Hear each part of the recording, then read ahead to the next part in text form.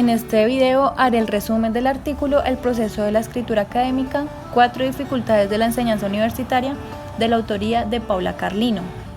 Allí Paula Carlino parte refiriéndose al argumento que dice que durante los últimos 25 años los modelos sobre el proceso redaccional de escritos académicos se han ido enriqueciendo y transformando. Allí referencia a Pitrat 1999 y Vázquez 1999. Y consiguiente a esto dice que hay un enfoque inicial el cual se inclina hacia las operaciones cognitivas que implican la composición escrita como tarea individual de resolución de problemas. Allí referencia a Fayol 1991, a Hayes y Flow 1986, Violat y Rousey 1992. Luego nos dice que poco a poco las investigaciones tienen en cuenta cómo los contextos situacionales inmediatos inciden en la elaboración de los textos, seguidos de los dispositivos pedagógicos, los cuales pueden promover u obstaculizar la redacción, y también la cultura, la cual direcciona de manera tácita la escritura a partir de las representaciones y las prácticas habituales que se dan en ella.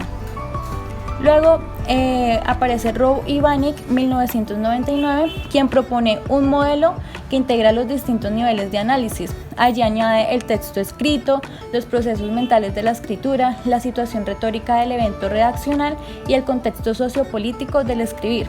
Y a su vez, Stefano 2004, una autora que ya hemos abordado en clase, dice que dentro de la enseñanza, la lectura y la escritura debe ser considerada primordialmente como procesos, prácticas y representaciones sociales. A partir de esto, Paula Carlino centra su trabajo en 4 tendencias que han sido reiterativas por estudiantes universitarios en la producción escrita. La primera tendencia es la dificultad para escribir teniendo en cuenta la perspectiva del lector. Frente a esta tendencia de no tener en cuenta al lector, Linda Flower 1979 y Nancy Summers 1980 compararon lo que hacían escritores profesionales o expertos y lo que hacían estudiantes al escribir.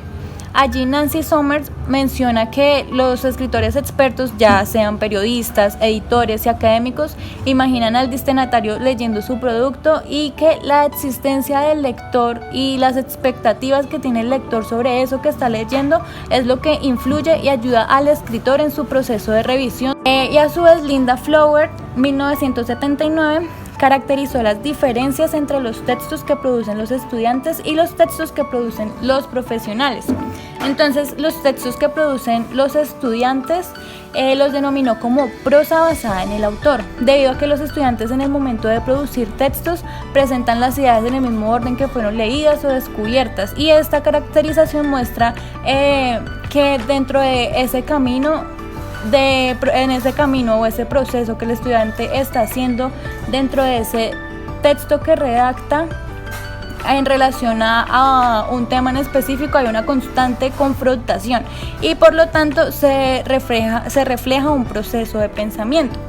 Mientras que los textos elaborados por profesionales ya los denominó prosa basada en el lector, ya que su principal característica consiste en un intento deliberado para comunicar algo al lector, y es por esto que allí se refleja más que todo el propósito. 10 años después, William y Colomb, 1990, dijeron que al estudiar los textos de buenos ingresantes académicos universitarios, se encontraron que esos escritos que ellos realizaban seguían la estructura tal cual como aparece en la bibliografía, y también pues descubrieron que no son síntesis analíticas y que tampoco resaltan puntos importantes a lo largo del texto, sino que todo lo relevante aparece al final como si fuesen descubrimientos de último momento. Esto fue lo que dijo Paula Carlino. Además, estos textos muestran los pensamientos de los diferentes autores, pero no tienen en cuenta las necesidades informativas de los lectores. La segunda tendencia es el desaprovechamiento del potencial epistémico de la escritura.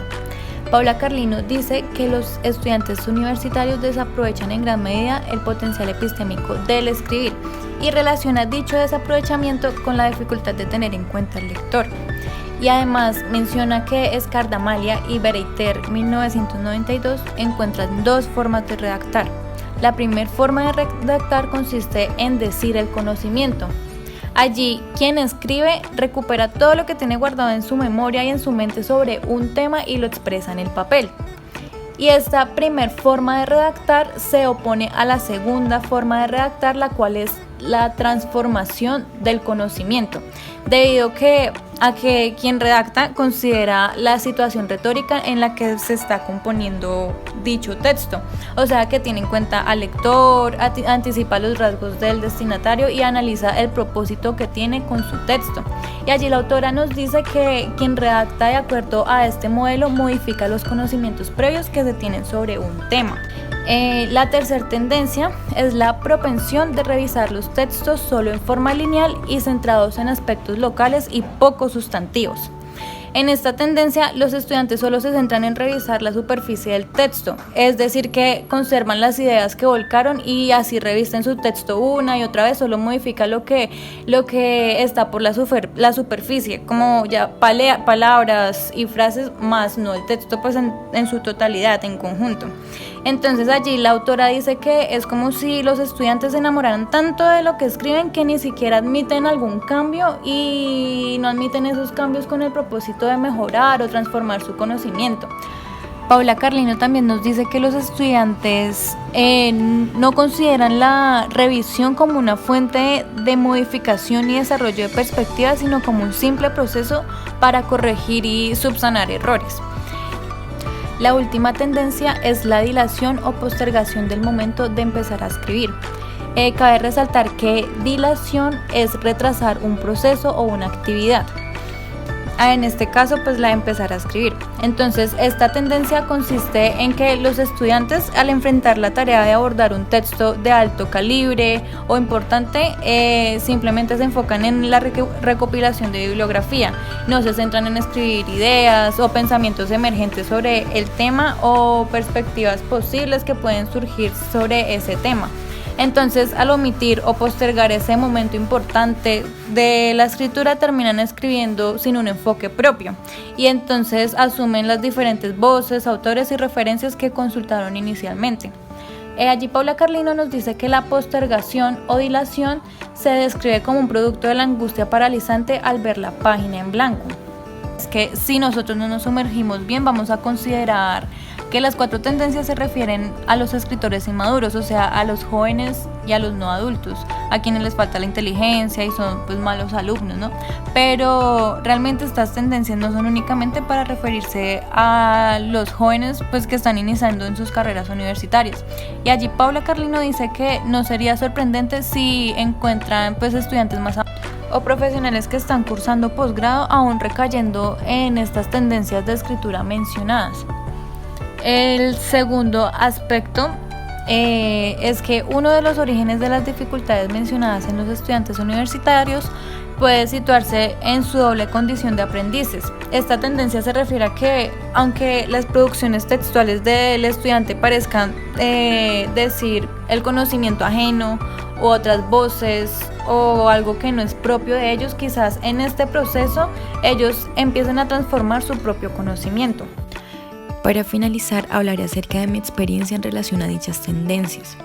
Al iniciar en la universidad, a mí se me dificultaba mucho tener en cuenta a los autores, puesto que no sabía cómo abordarlos y no podía comprender lo que planteaban. Esto me llevó también a desaprovechar el potencial epistémico de la escritura, porque al no comprender las perspectivas de los autores, se me dificultaba la adquisición de conocimientos. A lo largo de mi formación académica, la revisión de mis textos se ha basado un 50% en el análisis de palabras y frases. Y esto se debe a que hay docentes que le suman importancia a dichos aspectos y por lo tanto si entregamos un trabajo con palabras inadecuadas, bajan puntos a nuestra nota. Y en muchas ocasiones he postergado el momento de escribir porque no sé cómo hacerlo, cómo estructurar el texto o qué estrategias utilizar para abordar adecuadamente una temática o algunos autores.